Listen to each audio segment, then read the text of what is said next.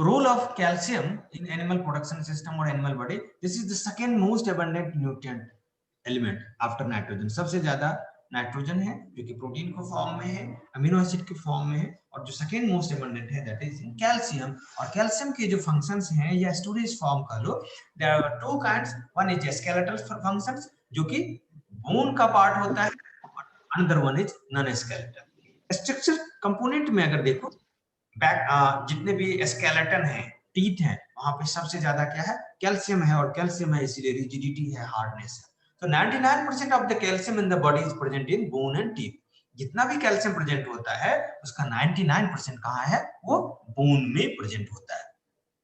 Another में आ जाओ कि नर्व, इसके दूसरे नॉन स्केलेटल फंक्शंस क्या है। Major function is skeletal function, another function is non skeletal, जिसमें कि सबसे मेजर है वो नर्व कंडक्शन। यानी कि 1% ऑफ द बॉडी जो कि आउटसाइड बोन होता है, आउटसाइड स्केलेटन होता है, वो आयनाइज फॉर्म में होता है, और उसका जो सबसे मेजर रोल है दैट इज नर्व कंडक्शन और मसल कंट्रैक्शन। कई बार सिग्नलिंग में भी जरूरत होता है। Third one is blood clotting. Blood clotting में एक फैक्टर पड़ा होगा, ढेर सारे फैक्टर्स पड़े होंगे, वहां पर भी कैल्शियम का रोल होता है, प्रोथ्रोम्बिन, थ्रोम्बिन। अगर कैल्शियम नहीं हो तो ब्लड क्लॉटिंग नहीं होगी, और ब्लड क्लॉटिंग नहीं होगी तो जो ब्लीडिंग डिजीज होता है वो हो जाएगा।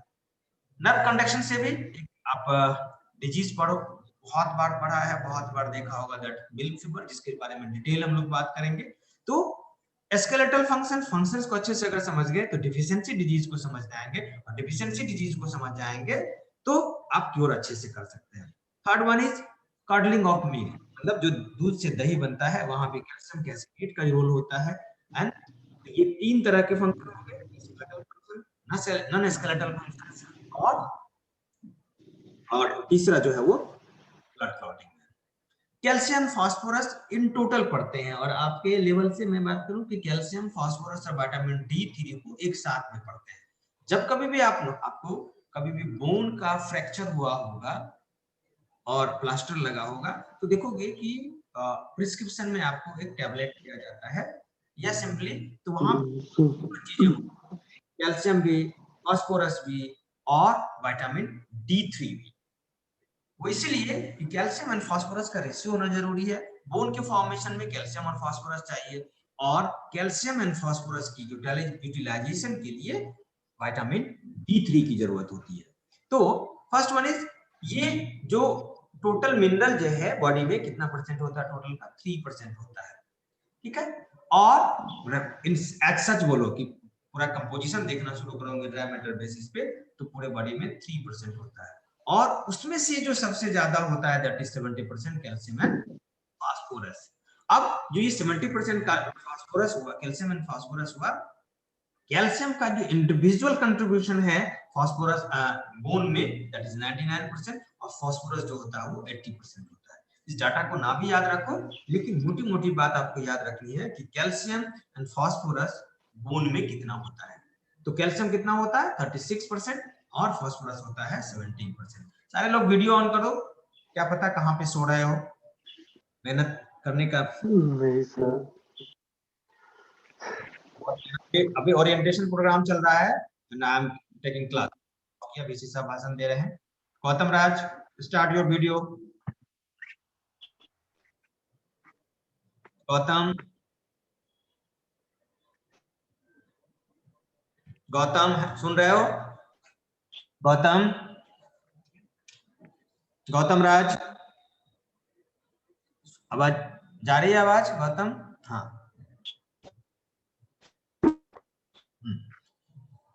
इस टॉपिक को ध्यान से पढ़ लो, अपने लाइफ में भी काम आएगा, बाद में भी काम आएगा। तो बोन में कैल्शियम एंड फास्फोरस का रेशियो क्या होता है, ये मान लो कि बोन में होता है 36% कैल्शियम और 13% फास्फोरस। तो इसलिए भी जानना जरूरी है, पुराने जमाने में बोन को जो कटल के बोन है उसको प्रिजर्व करके, और सुना होगा कि इसको इससे मिनरल मिक्सचर बनाते हैं, ठीक है। तो वो इसलिए मिनरल मिक्सचर बनाते थे क्योंकि वो कैल्शियम फास्फोरस का रिच सोर्स होता है। Even in case of dog, क्या देखते हो कि डॉग को च्यूइंग के लिए दिया जाता है। सो दिस इज इंपॉर्टेंट था कैल्शियम एंड फास्फोरस। एक खास बात है, ऑडियो केवल बंद कर दो, सुनो केवल ध्यान से। बोन में कैल्शियम फास्फोरस का जो है वो ऑलमोस्ट 2:1 है। यहाँ 17 है, 17 का 2 टाइम्स क्या होगा 34। तो ये है रेशियो, ब्लड में हो या कैल्शियम बोन में हो, ये है। दूसरा चीज जो समझने की जरूरत है कि बोन का क्या इंपॉर्टेंस है, ये समझना बहुत जरूरी है। चाहे वो आपके रैट का बोन हो, चाहे एलिफेंट का बोन हो। एलिफेंट का वजन कितना होता है हाथी का? एक हाथी का वजन कितना होगा एलिफेंट का? कितना वजन होता होगा एक एलिफेंट का किलो में, एक टन में? 30 टन सर, मान लेते हैं 30 टन 30 टन। और उसके बोन का स्ट्रक्चर भी पढ़ा होगा आपने कहीं ना कहीं। बोन बिल्कुल वही चीजें होती हैं, वहां भी फीमर है, ह्यूमरस है, सारी चीजें वही होती है। तो मुझे बताओ ये 30 टन का वजन कहाँ रहता है? That on bone. यानी कि बोन का कितना इंपॉर्टेंस है, बोन में सर। सारा का सारा वो बोन का स्ट्रक्चर हाँ, लेंथ उतना। और ये भी दैट टू बोन भी दो तरह के पड़े होंगे। ये खोखला वाला बोन है जिसपे ज्यादा से ज्यादा वजन होता है। तो आप समझ सकते हो कि कैल्शियम एंड फास्फोरस का किसी भी बॉडी में कितना रोल है और कैल्शियम की कमी से क्या क्या हो सकता है। एक आपने फाइनल ईयर में पढ़ा होगा जिसको बोलते हैं क्रॉम्पटन मेटाबॉलिक प्रोफाइल टेस्ट, सुना है? CMFT। तो क्रॉम्पटन मेटाबॉलिक प्रोफाइल टेस्ट में इवन ह्यूमन बीइंग में भी करते हैं कि जब कभी आप बीमार पड़ते हो तो क्या करते हैं, सिंपली हम जाके ब्लड मेटाबोलाइट्स का एनालिसिस करा लेते हैं कि कैल्शियम की कमी तो नहीं है, डी विटामिन डी की कमी तो नहीं है, सोडियम की कमी तो नहीं है। तो वो क्या होता है क्रॉम्पटन मेटाबॉलिक प्रोफाइल टेस्ट में कि जो नॉर्मल रेंज होता है, या इवन कोलेस्ट्रॉल आप जाके दिखलाते हो तो कोलेस्ट्रॉल क्या हुआ, ब्लड में एस्टिमेट कर लिया, और एस्टिमेट करने के बाद जो रेफरेंस वैल्यू होता है उससे मैच कराते हैं और आपको कहा जाता है कि हाई है या लो है या डिजीज है। तो कैल्शियम फास्फोरस और आपको क्या होना चाहिए, एनिमल और ह्यूमन बीइंग में आपको पता होना चाहिए, खास करके एनिमल में ब्लड कैल्शियम लेवल नॉर्मल कितना होता है, 9 to 12 मिलीग्राम पर डेसीलीटर ऑफ ब्लड, याद हो जाना चाहिए। फास्फोरस का रेशियो क्या होता है, फास्फोरस का 34 to 9 मिलीग्राम पर डेसीलीटर। तो ये कई बार इसको ऐसे भी लिखा रहेगा 9 to 12 मिलीग्राम परसेंट, क्योंकि एक ही चीज हो गया 100 ml में, ठीक है। हाँ, तो इसको क्या लिखते हैं 9 to 12 परसेंट का ही लिखा रहेगा, 4 to 9 milligram. But in case of laying hens, जो अंडा देने वाली मुर्गी होती है, उसमें कितना होता है, दिस इज 30 to 40 मिलीग्राम पर डेसीलीटर। इसको भी ध्यान से सुनो कि क्यों इतना ज्यादा क्यों जरूरत है। तो उसको सेल बनाने के लिए एक सेल जरूरत होती है, क्योंकि एग सेल फॉर्मेशन होता है जो अंडा सेल बोलते हैं। Shell is made up of calcium carbonate, और वहां से एग लेइंग एंटीबॉडीज को आपने नहीं दिया तो एग तो बनेगा लेकिन उसके ऊपर सेल नहीं बनेगा, और सेल नहीं बनेगा तो एग की हैचिंग नहीं होगी, फर्टिलिटी नहीं होगी। ये फर्क होता है, ठीक है। और इसीलिए requirement of calcium is also high in case of laying eggs. ये ध्यान रहेगा, ये एक सिंपल डाटा था कैल्शियम फास्फोरस का क्या रोल है, इतना इन टोटल हमने बताया। इसके अलावा फास्फोरस का, कैल्शियम और फास्फोरस का साथ में बताया 36% कैल्शियम होता है और 17% फास्फोरस होता है। बट फास्फोरस के कुछ और रोल हैं। पहला चीज क्या है, एक तो जो सुना होगा कि एटीपी, हाँ, एटीपी, एडीपी, एएमपी। कभी भी एनर्जी ट्रांसफर की बात होगी तो क्या होगा, एडेनोसिन ट्राइफॉस्फेट, और एटीपी में जो एनर्जी स्टोर होती है के लिए पी क्या स्टैंड करता है, फास्फोरस को स्टैंड करता है। फॉस्फेट है तो फास्फोरस होगा, तभी वो एनर्जी का फॉर्म होगा। तीसरा चीज आपने पढ़ा होगा सेल मेम्ब्रेन में फास्फोलिपिड होता है, फास्फोलिपिड होता है ना, तो फास्फोलिपिड में क्या है, जो बायोलिपिड लेवल फास्फोरस होगा तभी तो फास्फोलिपिड बनेगा। तीसरा चीज आरएनए और डीएनए का पार्ट होता है, और इसके अलावा बहुत सारे ऐसे चीज है, बहुत सारे ऐसे इंटरमीडिएट कंपाउंड्स हैं या बायोकेमिकल प्रोसेस है जहाँ पे कि मिनरल्स का रोल है। लेकिन मेजर रोल क्या होता है इसका, एनर्जी ट्रांसफर, और दूसरा फास्फोलिपिड। क्लियर है? ये सारा कुछ पढ़ा है आपने, जस्ट आई एम रिवाइविंग।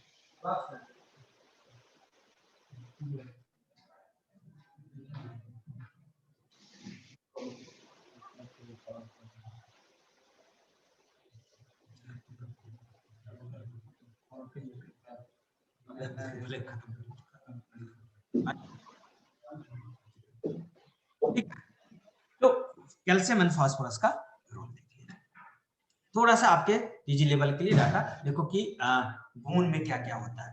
पहले हमने बात किया ना, ये एक्स्ट्रा फाइन कह लो, ऑर्गेनिक कंपाउंड कितने होते हैं, 33% होते हैं, और इनऑर्गेनिक कंपाउंड जो बचा हुआ होता है उसके जो इनऑर्गेनिक कंपाउंड 67 होते हैं, ऑर्गेनिक कंपाउंड्स उसमें बोन मैरो और सारी चीजें हैं। तो देखो क्या क्या चीजें होती है, कैल्शियम होता है, पोटेशियम भी होता है, सोडियम भी होता है, मैग्नीशियम भी है, और फास्फोरस है। तो 39 आपको नहीं याद रहे तो 36 याद रखना। तो ये एक कंपाउंड, ठीक है, परसेंटेज बेसिस पे समझने के लिए कि कैल्शियम सबसे ज्यादा क्या है, आपने पूरा कर दिया ड्राई मेटल पे, तो 99% कैल्शियम ही होगा, ठीक है।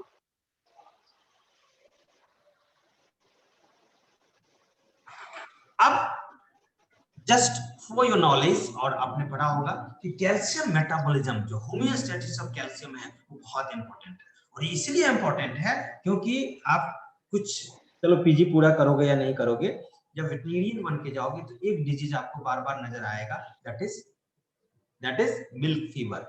कीटोसिस और मिल्क फीवर बहुत नजर आएगा, और कीटोसिस और मिल्क फीवर को आपको बार बार ट्रीट करना पड़ेगा। तो ट्रीट करने के लिए आपको थोड़ा सा बैकग्राउंड होना चाहिए। ट्रीटमेंट तो कर ही लेता है, सिंपल, आपको याद हो गया होगा कैल्बेरॉल का 450 ml आईवी दे दो, बट हाउ दूसरे जो नेगेटिव फीडबैक मैकेनिज्म है उसको समझने के लिए क्या करना है। So there are three hormones responsible for metabolism of complete metabolism of calcium. पहला क्या है, पैराथायरॉइड हार्मोन। कौन सा हार्मोन है, पैराथायरॉइड हार्मोन, और ये कहां से निकलता है,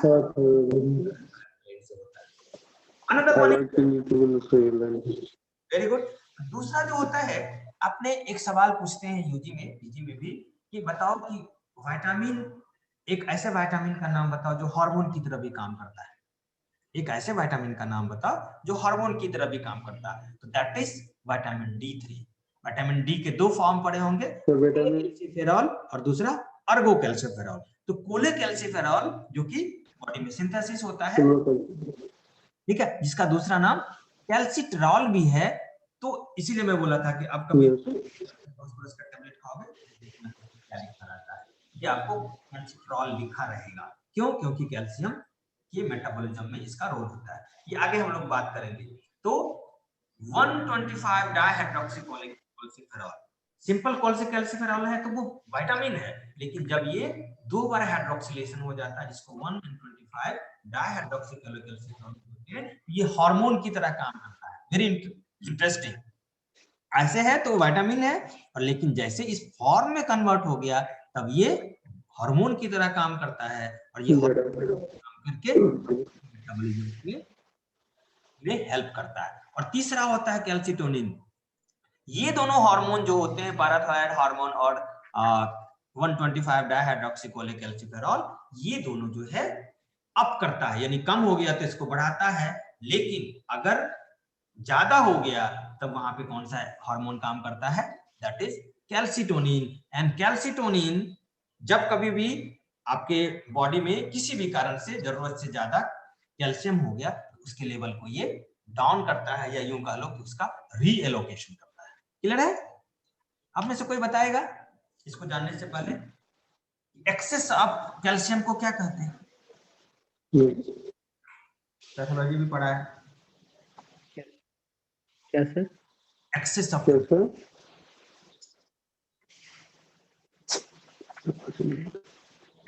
कैल्शियम, और पैथोलॉजिकल कंडीशंस ऑफ बोन, या पैथोलॉजिकल कंडीशन ऑफ बोन ही कह लो, खास करके कैल्शियम से। खास करके न्यूट्रिशन वालों के लिए ये सवाल रहा कि if excess quantity of calcium is present in your bone then what will be called, क्या कहते हैं उसको, ठीक है? अगले क्लास में पूछेंगे कि अगर एक्सेस हो गया तो उसको क्या कहते हैं। हाइपोकैल्सीमिया तो समझते हैं, हाइपरकैल्सीमिया का एक दूसरा टर्म होता है, ठीक है। तो आ जाओ इसको डिटेल में समझने की कोशिश करो, इस तरह से पढ़ो कि ये मत सोचना कि एग्जाम के लिए, एग्जाम में तो जो लिखोगे, but understand, try to understand ये क्या क्या करता है। अब दो ही कंडीशन हो सकता है, नॉर्मल लेवल है तो सब कुछ ठीक है, अगर हाई हो गया या लो हो गया, तो पहले हम लोग बात करते हैं कि लो लेवल हो गया। कैल्शियम का रिक्वायरमेंट कैटल में सबसे ज्यादा कब होगा, सबसे ज्यादा कब होगा, लैक्टेशन में होगा। This is the reason high yielders में कीटोसिस मिल्क शुगर ज्यादा होता है। क्यों? क्योंकि कैल्शियम मिल्क में ड्रेन कर रहा है, और वो मिल्क में जितना ड्रेन कर रहा है सारा सिस्टम फील करने लगता है। तो कैसे कैसे काम करता है ह्यूमन मैकेनिज्म, और ये जैसे ही कैल्शियम का लेवल लो हो जाता है तो पैराथायरॉइड ग्लैंड एक्टिवेट हो जाता है, और वो पैराथायरॉइड हार्मोन को रिलीज करता है, ठीक है। अब पैराथायरॉइड हार्मोन जैसे ही रिलीज करता है, तो वो क्या करता है, रीअब्जॉर्प्शन, चाहे वो बोन से हो, चाहे वो किडनी से हो, इंटेस्टाइन से हो, क्या करता है, देखो इतना अच्छा से क्या हुआ है, चाहे बोन से हो, चाहे किडनी से हो, चाहे इंटेस्टाइन, क्योंकि मिनरल में आपने डिटेल में भी नहीं बताया, 3-4 तरह के पूल होते हैं, स्टोरेज पूल होता है, ट्रांसपोर्ट पूल होता है। तो पहले क्या करना है आपको, जो लेवल ऑफ डेफिशिएंसी है वो आप ब्लड में देखते हैं, ब्लड में लेवल को मेंटेन करने के लिए जहां कहीं भी उसका स्टोरेज पूल है वहां से खींच के ले आता है, और ब्लड में उसको लेवल को अप कर देता है, ठीक है। तो पैराथायरॉइड हार्मोन का क्या काम रहा, उसको बढ़ा देना। इसी के साथ साथ ये जो लो लेवल ऑफ कैल्शियम होगा, तो यहाँ पे जो विटामिन डी है, ये दो बार, एक बार में 25 हाइड्रोक्सिल आयन लग जाता है लीवर में, उसके बाद दूसरे जगह पे आके 1 पे हाइड्रोक्सिल आयन लग जाता है। और ये जो active form of vitamin D3 है, ये अगेन आगे जाके बताएंगे, काल्मोडिलिन एक कैल्शियम होता है, उस काल्मोडिलिन कैल्शियम के अपटेक को बढ़ा देता है, और ये कैल्शियम के रिक्वायरमेंट को फुलफिल करने के लिए ब्लड कैल्शियम का लेवल बढ़ा देता है। तो ये दो हार्मोन जो है, पैराथायरॉइड और calcium, sorry 125 डाइहाइड्रोक्सीकोलेकैल्सिफेरॉल, these hormones are responsible for upgradation of या uptake of calcium to maintain calcium level in blood। अब आ जाओ कि किसी न किसी कारण से आपने जरूरत से ज्यादा खिला दिया या कोई और ऐसी चीजें आ जाएंगी, तब क्या होता है, यूनिन रिलीज करता है, कैल्सिनोटिन रिलीज क्या करता है, वो करके जो भी रीअब्जॉर्प्शन है, एब्जॉर्प्शन हुआ था, रीअब्जॉर्प्शन उसको इंटेस्टाइन और बोन में जमा कर देता है। तो this is homeostasis mechanism of calcium with the help of three hormone, parathyroid hormone, 125 डाइहाइड्रोक्सीकोलेकैल्सिफेरॉल और कैल्सिटोनिन। ये तीन हार्मोन अगर आपको लॉन्ग क्वेश्चन में पूछा जाए, how calcium is being metabolised, how calcium is being regulated by these three hormone, तो आप इस डिटेल में ये चीजें लिखेंगे। पावर पॉइंट भी मैं शेयर कर दूंगा, आप उसको भेज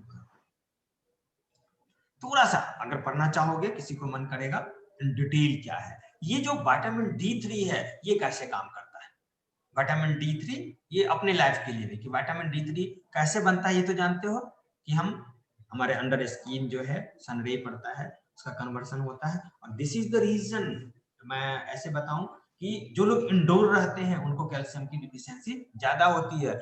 ऐसे कैटल को जो आपने अगर ग्रेजिंग में छोड़ा है, यानी कि एक्सटेंसिव सिस्टम आपने फीडिंग मैनेजमेंट में मैनेजमेंट में रखा है, और दूसरे को क्या किया आपने इंटेंसिव में कहा, इंटेंसिव होगा तो क्या होगा, सनलाइट नहीं आएगी, सनलाइट नहीं आएगी तो विटामिन डी का फॉर्मेशन कम होगा, और ऐसे एनिमल को कैल्शियम की डिफिशियंसी के चांसेस ज्यादा बन जाते हैं। तो कैल्शियम का, सॉरी विटामिन डी का क्या रोल है, पहले तो विटामिन डी कैसे फॉर्म हुआ, विटामिन D3 जिसको कि आप कोलेकैल्सिफेरॉल कहते हैं, वो पहले 25 डाइहाइड्रोक्सीकोलेकैल्सिफेरॉल बनता है किसमें, लीवर में, एक बार में हाइड्रोक्सिल आयन जुड़ जाता है, दूसरी बार में क्या होता है, एक नंबर पे आके होता है, ये जो फॉर्म बना दैट इज 125 डाइहाइड्रोक्सीकोलेकैल्सिफेरॉल, इसको हम हार्मोन कहते हैं।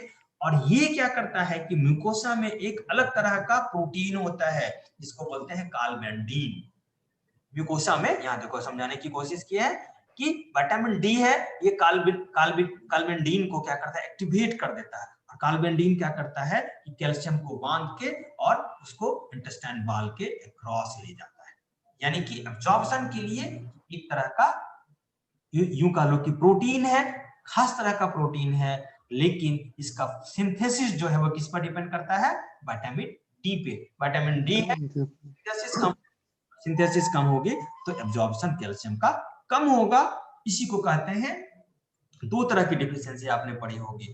First one is physical deficiency, another one is physiological deficiency. सुना है ना?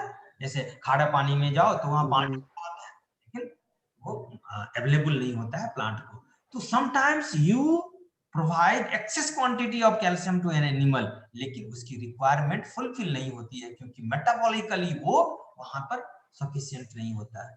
एक एग्जांपल हो गया कि कैल्शियम खूब पिला दिया आपने, विटामिन डी शरीर में है ही नहीं, तो क्या करेगा? कैल्शियम यूज नहीं होगा। क्लियर है?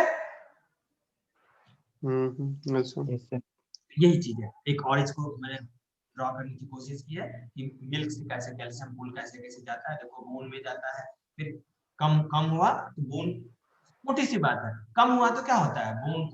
बोन से किस में आएगा? ब्लड में आएगा। और जैसे ही ज्यादा होता है तो कैल्शियम पूल से चला जाता है, किसमें? बोन में चला जाता है। ठीक है, उसी तरह इंटेस्टाइन में भी अब्जॉर्प्शन होता है, और फिर यहाँ से किस में जाएगा? मिल्क में जाएगा, फीटस में जाएगा, जहाँ पे कि कैल्शियम फॉर्मेशन होगा। इन एनी स्पीशीज कैल्शियम नहीं होगा तो स्केलेटन नहीं होगा, और फिर जो आप बनता है। एक चीज और समझने की कोशिश करो, आप लोग फैमिली वाले भी कुछ दिन होंगे, हमारी माँ और बुजुर्गों को, खास करके जो गांव में रहती है लेडी, उनको देखना बार बार, खास करके ओल्ड एज में, आपके माँ को भी, जो लोग अपना केयर नहीं करते, क्या होता है कि उनको ओल्ड एज में, सुना होगा ओस्टियोपोरोसिस, ओस्टियोपेनिया, ये सारे नाम सुने होंगे आपने, तो उनको क्या होता है कि एक ओल्ड एज में बहुत बैक पेन शुरू हो जाता है, कमर में दर्द हो जाता है, और ज्यादा औरतों के पास जाओगे तो ज्यादा ऐसे ओल्ड लेडी आती है, कमर दर्द वो फिर छूटता नहीं। इसको थोड़ा सा ह्यूमन लाइफ में समझने की कोशिश। होता क्या है, खास करके गांव में जो औरतें होती हैं, तो वो क्या है कि अगर घर में चाहे गरीबी हो अमीरी हो, 2 बजे खाना खाना है, और अपना जो घर का दूध भी है तो अपने पति को खिला दिया, बच्चे को खिला दिया, तो कैल्शियम का इंटेक जो होता है उनकी बॉडी में नहीं हो पाता है। बेबी को पालना है, कैल्शियम की जरूरत होती है। तो क्या होगा उस कंडीशन में? एक चीज को ध्यान में रखना कि दी जो कैल्शियम जो सिक्रीट होता है मिल्क में, this is for baby, this is for mother, ये मदर इंस्टिंक्ट होता है। ऐसा नहीं है कि आपने 2 दिन कैल्शियम नहीं दिया तो चाहे वो गाय हो या माँ हो, दूध नहीं देगी, अपने बच्चे को दूध नहीं पिलाएगी। दूध पिलाएगी, दूध में कैल्शियम भी होगा, but it will be drained from bone.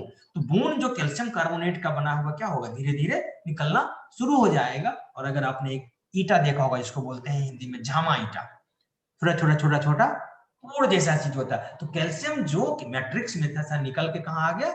Calcium pool में आ गया। और ये मदर ने क्या किया? इसको मिल्क में डाल दिया, तो कैल्शियम बोन तो कमजोर हो गया ना।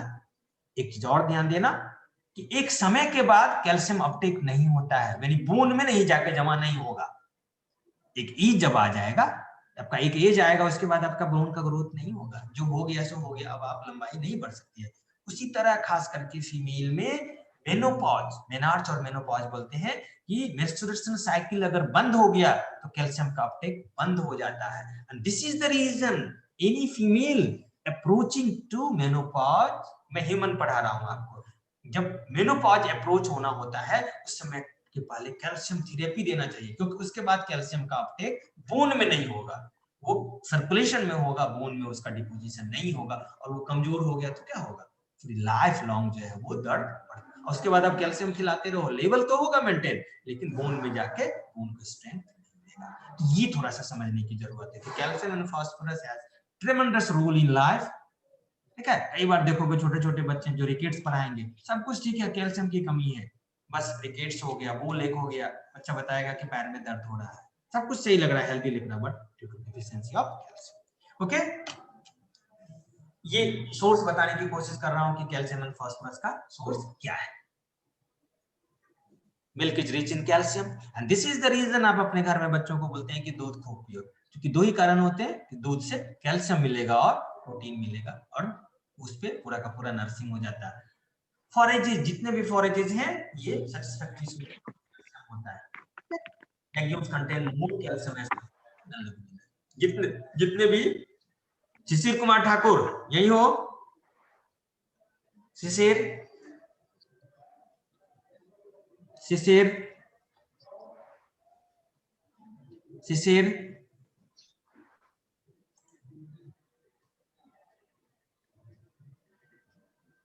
नहीं है, गुड। एनीवे, तो लेग्यूमिनस, जैसे लेग्यूमिनस सीड का, लेग्यूमिनस प्लांट का नाम बताइए Nishant. Leguminous forest, leguminous forest. Sir बरसीम, लूसर्न। हाँ प्रणव, लन लेग्यूमिनस प्लांट का नाम बताओ, एनिमल को जो खिलाते हैं नन लेग्यूमिनस का। गौतम, अभी अपने फार्म में भी हो रहा है नन लेग्यूमिनस सीरियल्स, ओट्स, मेज। तो ये है लेग्यूमिनस, लेग्यूमिनस प्लांट जो होता है उसमें कैल्शियम ज्यादा होता है नॉन लेग्यूमिनस प्लांट्स के कंपैरिजन में। प्रोटीन भी ज्यादा होता है और कैल्शियम भी ज्यादा होता है, ठीक है। अब कंसंट्रेट की बात करोगे तो cereals are low in calcium, calcium उसमें कम होता है। ये सोर्सेस हैं, प्रोटीन में ज्यादा होता है। और जो सिंथेटिक सोर्स की बात करो या यूं कह लो कि ऊपर से जो सप्लीमेंट करना होता है, एनिमल बोन में देखा बताया था कि 36 और 17% कैल्शियम होता है, तो कुछ लॉस हो जाता है इतना परसेंट। दूसरा एक टर्म न्यूट्रिशन वाले ध्यान देना, डीसीपी वो टर्म सुनोगे आप, प्रोटीन जब मेटाबॉलिज्म पढ़ोगे तो डीसीपी करोगे। डीसीपी का दो नाम होता है, दो चीज समझना। पहला नाम होगा that is digestible crude protein. क्या होगा? Digestible crude protein. और दूसरा जो होगा वो मिनरल होगा, that is die calcium phosphate. और इसका एक और नाम नीचे पढ़ोगे, आजकल इंडस्ट्री में चल रहा है। डाई कैल्शियम फॉस्फेट का मतलब दो कैल्शियम, एक फॉस्फेट, और एक होता है मोनो कैल्शियम फॉस्फेट। क्या होता है? एमसीपी कहते हैं, जो कि पोल्ट्री में यूज किया जाता है। तो उसमें कैल्शियम एंड फास्फोरस की सोर्स, यानी कि इसमें कैल्शियम ज्यादा होगा, फास्फोरस कम होगा, और एमसीपी में फास्फोरस थोड़ा ज्यादा होता है। तो ये कॉमन सोर्स है कि डीसीपी ज्यादा से ज्यादा हम एनिमल को देते हैं। क्यों? क्योंकि अगर मैं आपसे कहूं कि limestone, limestone mean calcium carbonate, marble का टुकड़ा, चूना जिसको कहते हैं, उसमें कितना परसेंट कैल्शियम होता है? एलिमेंटल बेसिस पे कितना होगा गौतम राज? 40% होगा कैल्शियम कार्बोनेट में, लेकिन प्यूरिटी आते आते ये 34% होगा। अगर कोई किसान केवल लाइमस्टोन खिला रहा है, चूना खिला रहा है, तो वो कैल्शियम देगा। इसलिए कहते हैं कि अगर आपने फीड में थोड़ा भी 0.5% भी डाई कैल्शियम फॉस्फेट मिला दिया, तब क्या होगा? कैल्शियम एंड फास्फोरस की दोनों की रिक्वायरमेंट। जो मिनरल मिक्सचर आप देखते हो, एग्रीमीन, कैलमीन, जितने भी मीन देखते हो, तो उसमें ज्यादा से ज्यादा ये चूना मिला हुआ होता है। और नेक्स्ट क्लास में मिनरल मिक्सचर का कंपोजिशन मुझे बताएंगे कि क्या होता है। जो किसी भी कंपनी का लेके बताना कि मिनरल में कैल्शियम कितना होता है, 36% नहीं दिखेगा, ठीक है। कैल्शियम फॉस्फेट, सोडियम फॉस्फेट दोनों के सोर्स है। डायमोनियम फॉस्फेट और एस्टर से, जो घोंगा का या उस तरह का चीज होता है ना, मोलस का, वो भी बना हुआ होता है कैल्शियम का। तो ये सारे सोर्स हैं calcium and phosphorus. Deficiency diseases in general जो क्या होगा, मिल्क यील्ड डिक्रीज करेगा। एक थ्योरी होता है जिसको बोलते हैं लिमिटिंग रिएक्शन, ऑर्गेनिक केमिस्ट्री में भी पढ़ा होगा। और इसको समझने की कोशिश करना कि मैं अगर आपसे पूछूं कि कैल्शियम कम हो गया तो क्या मिल्क प्रोडक्शन कम हो जाएगा? होगा तो कैसे कम होगा? थोड़ा सा कम होगा। क्यों? ऐसे समझने की, ये बहुत लोग इसको नहीं समझ पाते हैं कि बोला गया और सब कुछ तो है ही, और सब कुछ तो है ही, तो हमने थोड़ा कैल्शियम कम कर दिया तो कैसे होगा? ये हमारा कंफ्यूजन होता है। अभी जो हमने मदर का थ्योरी बताया कि कैल्शियम कम किया फिर भी दूध तो उतना ही दे रही है, वो बोन से निकाल के दूध दे रही है, ध्यान रखना। बोन से कैल्शियम निकाल के, दूसरे पूल से निकाल के। क्यों? क्योंकि कैल्शियम, फास्फोरस या जितने भी न्यूट्रिएंट्स हैं, मिल्क का कंपोजिशन जल्दी चेंज नहीं होता है। इसको ऐसे समझने के लिए मैंने की भाषा में कोशिश करो कि how calcium affects milk production. आपको लगता होगा पानी है, कैल्शियम तो बहुत थोड़ा होता है, कैसे होता है? तो आप क्या करो, ऐसे समझने की कोशिश करो कि आपने एक हलवाई को बुलाया, बोला कि मुझे मिठाई बना दो, ठीक है। मिठाई का कंपोजिशन आपने बताया कि मिठाई में आटा जो है वो 80% होना चाहिए और चीनी कितना होना चाहिए? 20% होना चाहिए, ठीक है। तो यानी कि 10 किलो के लिए क्या करना होगा? आपको 8 केजी आटा देना होगा और 2 केजी चीनी देना होगा। क्लियर है? अब आपने क्या किया, 4 किलो आटा दे दिया, 4 किलो चीनी दे दिया, 4 किलो चीनी दे दिया और 6 किलो आटा दे दिया। मैंने क्या बोला था? रेशियो क्या होना चाहिए? 80:2 का, यानी चीनी 8 में 2। तो अब मुझे बताओ कि आपने 8 केजी चीनी देते और 8 केजी आटा देते और 2 किलो चीनी देते तो कितना रसगुल्ला बनाता? वो 10 केजी बनाता। अब आपने चेंज कर क्या कर दिया? 2 को 4 कर दिया, यानी चीनी कर दिया 4 और आटा कर दिया 6। कोई मुझे बताओ कि कितना मिठाई बनाएगा? आपने एक चीज बता के रखा है कि रेशियो मेरा चेंज नहीं होना चाहिए। कितना मिठाई बनाएगा? जल्दी। 1:4। 1:4 है। Very good. तो 4 8 1 के 4 केजी का ही बन। किसी ठाकुर, गौतम राज हो यहाँ के सो गए? इतना अच्छा बात बता रहा हूँ मिठाई का भी। सर हो चेहरा दिखाओ, मुखड़ा। जल्दी बताओ, टाइम खत्म हो रहा है, 5 मिनट। मैंने क्या पूछा सवाल कि हाँ सर क्या होगा? इतना कंफ्यूज क्यों कर रहे हो? इसी को तो लिमिटिंग थ्योरी बोलते हैं। अब जो आपने 4 किलो दिया था तो वो 6 किलो कितना हो गया? 80% हो गया।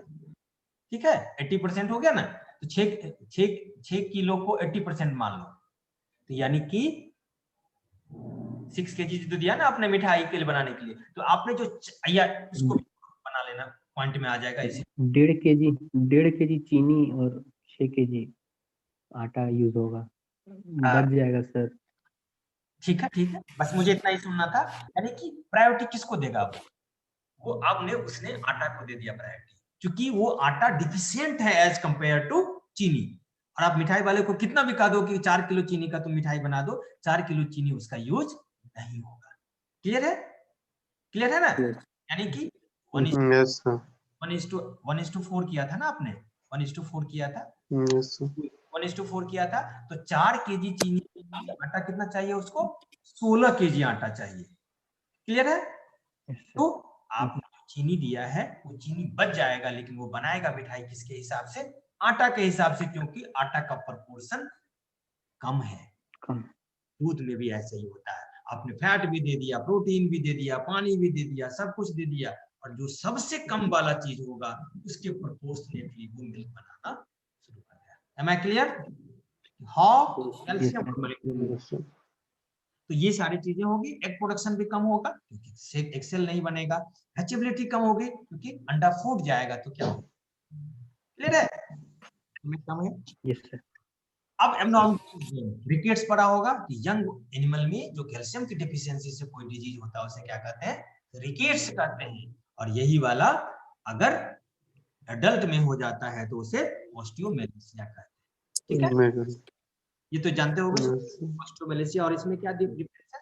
और दूसरा ओल्ड एज में जाके वो ऑस्टियोपेरेसिस होता है, जो जामा वाली बात हमने कही थी। ये है, थोड़ा जल्दी समअप करता हूँ। जो सबसे चीज आपके काम आएगा दैट इज मिल्क फीवर और पर्चुरिएंट पेरेसिस। अभी बीबीएससी जो कर रहा है सेकंड ईयर वो नहीं समझता, आप तो समझते हैं। And the dyspeptic factor for this one is क्योंकि कैल्शियम की रिक्वायरमेंट बहुत हाई होती है, खास करके हाई एल्डर्स में। तो उस रिक्वायरमेंट को फुलफिल वो इमीडिएटली नहीं कर पाता है। और जब इमीडिएटली नहीं कर पाता है तो क्या हुआ? जो ब्लड में कैल्शियम था उसको निकाल के कहां ले गया? वो मिल्क में ले गया, क्योंकि मिल्क प्रोडक्शन जो है उसका उस समय प्रायोरिटी होता है। और मिल्क में जब ब्लड में कैल्शियम की कमी होती है तो उस कैल्शियम का काम जो आपने नॉन स्केलेटल फंक्शन पढ़ा था वो क्या था? Nerve conduction. तो मसल का मूवमेंट, नर्व जो है वो सीज हो जाता है और उसके बाद पोस्टीरियर पैरालिसिस होता है और एनिमल उठ नहीं पाती है। And this is known as milk fever. Fever होता है इसमें। शिशिर आए नहा वहा के कि नहीं? नहीं आया शिशिर। मिल्क फीवर में कितना फीवर? नहीं सर, फीवर नहीं होगा सर। नहीं होगा ना? ठीक, वेरी गुड। मिल्क फीवर में यही नहीं, है। सब टेम्परेचर। हाँ, ये पार्चुरियन पेरेसिस। और पार्चुरियन पेरेसिस का क्या हुआ? पेरेसिस यानी कि पार्चुरेंट मतलब पार्चुरेशन से रिलेटेड है। क्लियर है? यही एक ऐसा ट्रीटमेंट है कि बस यूं कैल्शियम का इंजेक्शन दिया और एनिमल खड़ा होके लग जाता है। ये आप जानते हो 400 ml of 40% calcium borogluconate solution, warm solution में आप देते हो 5 इतना बार भी। धीरे स्लो होना चाहिए। मेडिसिन में पढ़ा होगा, otherwise it will lead to seizure of bradycardia होगी। ठीक है। फास्फोरस की डेफिशिएंसी से एक डिजीज होता है जिसका नाम क्या है? पाइका। डिप्रेव्ड है, कुछ भी खाना शुरू कर देती है। कुछ भी इनको